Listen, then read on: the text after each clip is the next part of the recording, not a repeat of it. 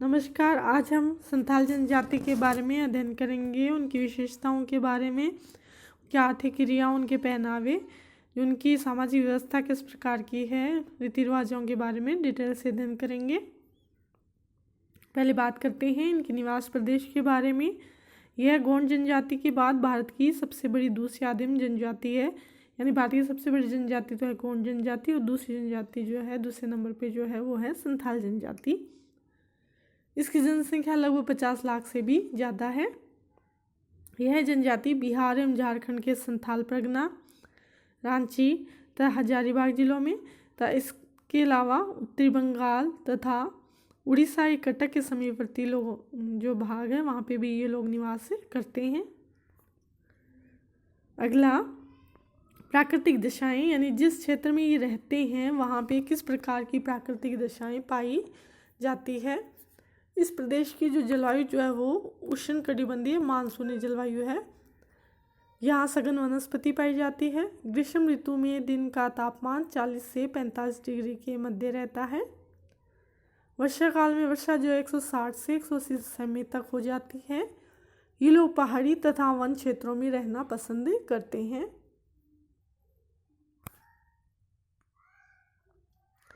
अगला, भोजन। संथाल जनजाति के लोग शाकाहारी होते हैं, मांसाहारी नहीं होते, आखेट का कार्य नहीं करते, कृषि कार्य या जंगलों से कंदमूल फल एकत्रित करके ये अपना जीवन यापन करते हैं। गाय खेती के लिए पालते हैं, यानी गाय पालते जरूर हैं लेकिन इसका उद्देश्य दूध प्राप्त नहीं करना होता, वन खेती के उद्देश्य से पाली जाती है। और जो दूध प्राप्त होता है वो ये है गैर संथाली लोगों को बेच देते हैं, खुद स्वयं दूध का प्रयोग नहीं करते। पहनावा। संथाल जनजाति में जो स्त्रियां हैं वो फूलों के हार का प्रयोग करती है, पीतल तथा चांदी के गहने पहनती है। और जो ये गहने पहनती है उनके स्थानीय नाम भी है। जो पीतल के आभूषण है जैसे बांका, बटरी, पैरों में चांदी के स्कीम है, खागा है, हाथों में चूड़ियाँ, गले में चांदी का हार पहनती है। यानी इनके आभूषण जो है वो चांदी से, पीतल से बने हुए होते हैं। इनके अलग अलग स्थानीय नाम है। पुरुष जो है वो धोती या फेंटा एक प्रकार का कपड़ा होता है जिसका प्रयोग करते हैं। संथाल जनजाति के रीति रिवाज, इनकी परंपराएं। तो संथाल जनजाति की जो समाज है उसकी रचना पारस्परिक सहयोग के आधार पर हुई, यानी सारे कार्य ये आपसी सहयोग के माध्यम से ही करते हैं। सहयोगिता का आदर्श जीवन के प्रत्येक क्षेत्र में दिखाई देता है। इनमें कृषि कार्य, मछली पकड़ना है, पूजा पाठ है या अन्य जो कार्य हैं, इन सभी में सहभागिता का अदा होता है। इन सभी जो कार्य है वो मिलकर किए जाते हैं। संथालों में गोत्र भी पाए जाते हैं, इनमें लगभग कुल 12 गोत्र हैं। संगीत एवं नृत्य इनके जीवन का महत्वपूर्ण भाग होता है। यानी जो संथाली जो लोग हैं वो जो है संगीत के द्वारा नृत्य जो है वो करते हैं। और इनके वाद्य यंत्र सीमित होते हैं। सीमित होने का मतलब ज़्यादा वाद्य यंत्रों का उपयोग नहीं करते, लेकिन संगीत में और नृत्य में इनकी बहुत रुचि है। नृत्य में मोर पंखों और पुष्पों का प्रयोग करते हैं। इन मोर पंखों से, फूलों से अपने को सजाते संवारते हैं।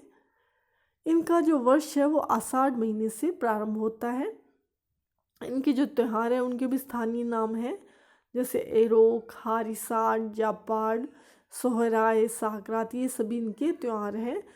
और ये इनके स्थानीय नाम, जैसे सोहराय जो त्यौहार है इनका वो दिवाली त्यौहार ही होता है। अगला, इनकी सामाजिक व्यवस्था, यानी कि इनका समाज किस प्रकार से है, उसकी संगठन किस प्रकार से हुआ है। इस जनजाति के लोगों में सामाजिक संगठन बहुत विकसित ढंग का प्रादेशिक संगठन है। और ये कौन सी प्रणाली पर आधारित होता है? परहा प्रणाली पर आधारित होता है। संथालों के जो गांव होते हैं इनमें प्रत्येक गांव में एक मुखिया होता है, उसे माझी के नाम से जाना जाता है। यह वंशानुगत होता है, यानी वंश परंपरा के अनुसार ही आगे चलता है। बाप से बेटे को विरासत में ये पद जो है वो मिलता है, माझी का पद। इसमें उत्तराधिकार प्रचलित है।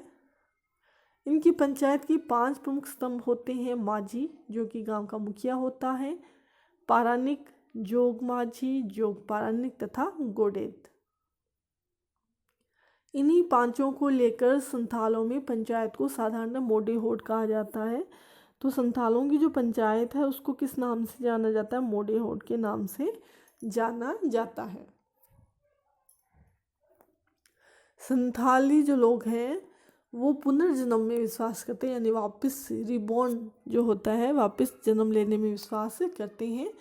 संथाल जो लोग हैं ये दामोदर नदी को पवित्र मानते हैं, क्योंकि जिस जगह ये रहते हैं वहाँ पे दामोदर नदी मुख्य नदी है। ये अपने अस्थियों का जो विसर्जन है या अन्य कोई भी जो धार्मिक कार्य है वो दामोदर नदी को पवित्र मान के ही करते हैं। इन लोगों में उत्तराधिकार के नियम प्रचलित हैं। उत्तराधिकार जो है जो आगे बाप से बेटे की तरफ, इस प्रकार से जो उत्तराधिकार के नियम हिंदू धर्म में है वैसे ही संथाल जनजाति में भी पाए जाते हैं।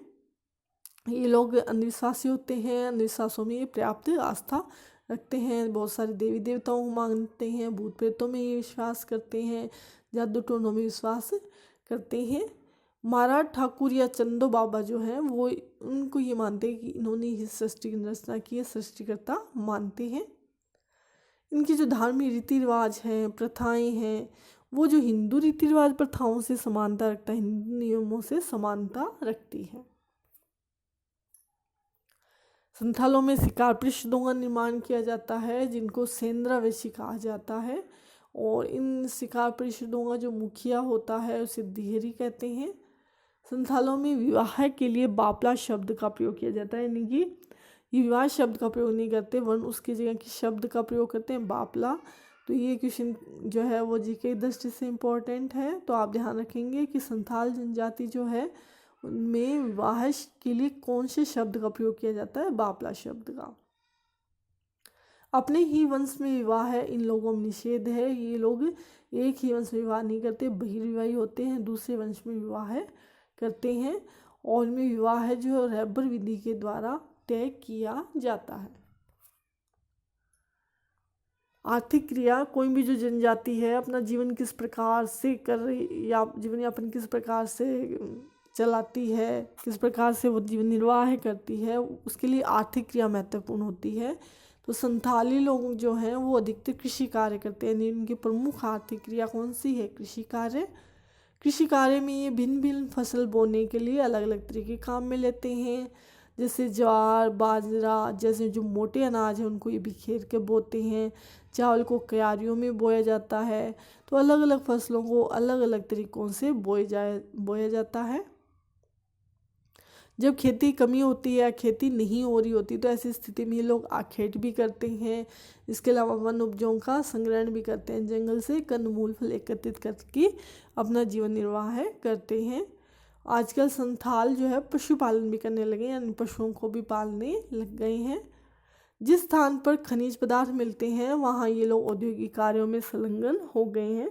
तो भारत में जिस स्थान पर संथाल जनजाति रह रही है वह जो स्थान है वो खनिज पदार्थों की दृष्टि से धनी है। तो जैसे जैसे 20वीं शताब्दी में आगे जो के बाद में जैसे जैसे उद्योगों का विकास हुआ है, खनिजों की डिमांड बढ़ गई, तो खनिजों का खनन होने लगा, और खनन होने की वजह से उन क्षेत्रों के लोगों को रोज़गार मिल रहा है। तो संथाल जनजाति जिस क्षेत्र में रहती है वहाँ पे काफ़ी खनिज पाए जाते हैं, और खनन क्रिया की वजह से इनको जो औद्योगिक कार्यों में जो है रोज़गार जो है इनको प्राप्त हो जाता है।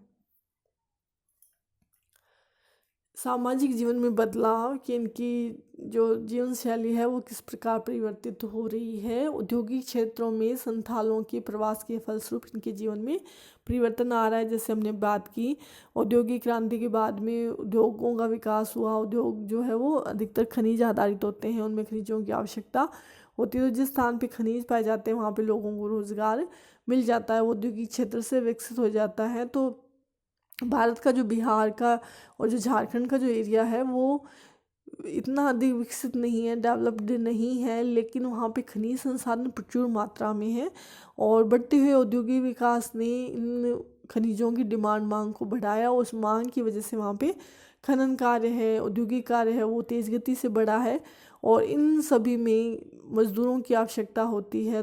तो ऐसी स्थिति में जो औद्योगिक क्षेत्र में जो संथाल जो है वो प्रवासित हो गए और वहाँ पे उनको खूब सारा रोजगार प्राप्त हो रहा है, जिससे उनकी आमदनी बढ़ी है। आमदनी बढ़ने की वजह से उनकी जो है आवश्यकताएं जो उनकी पूरी हो जाती है, उनको शिक्षा की तरफ भी वो बढ़े हैं, जिससे हम देखते हैं कि जीवन में पर्याप्त परिवर्तन आ रहा है। इनमें शिक्षा का प्रसार हुआ है, वहाँ पे स्कूलें खोली गई है, ये लोग पढ़ रहे हैं, पढ़ के आगे बढ़ रहे हैं। तो इनकी प्रथाओं रीति रिवाज में भी जो है वो परिवर्तन आए हैं। शिक्षा ने, जागरूकता ने इनके रीति रिवाजों को भी परिवर्तित किया है। विशेष रूप से नगरीय प्रदेशों में जो संथाल रहते हैं, इन्होंने कई प्रथाएं ऐसे जिनमें कमी आ रही है, उनका सरलीकरण हुआ है, उनमें चेंज आ रहे हैं। यानी जो संथाल नगरों की तरफ प्रवासित हो गए वहाँ पे परिवर्तन आया है। तो हमने संथाली जनजाति के बारे में बात की, उनकी विशेषताओं के बारे में, और वर्तमान में उनके जीवन में किस प्रकार से परिवर्तन आ रहा है उनके बारे में देखा। धन्यवाद।